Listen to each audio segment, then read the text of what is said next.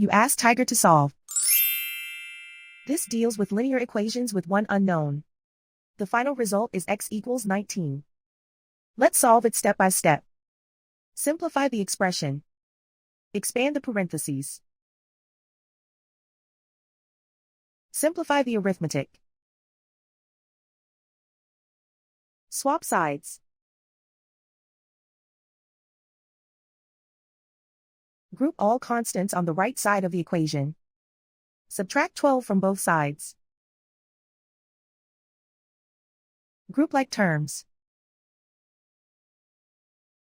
Simplify the arithmetic.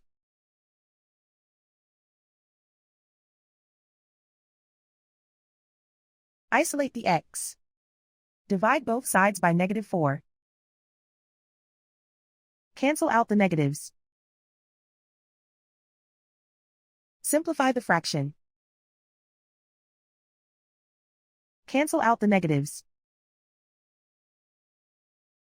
Find the greatest common factor of the numerator and denominator.